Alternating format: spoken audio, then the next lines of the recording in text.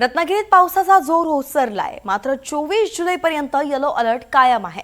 पुढील काही दिवस मध्यम स्वरूपाच्या पावसाची शक्यताही रत्नागिरीसाठी वर्तवण्यात आली आहे। एकंदरीतच आपण हा समुद्र किनाऱ्याचा पट्टा बघतोय, कोकण पट्टा पाहतोय, ज्या ठिकाणी सध्या तरी पावसाचा जोर ओसरलाय। रत्नागिरीत पावसाचा जोर ओसरलाय।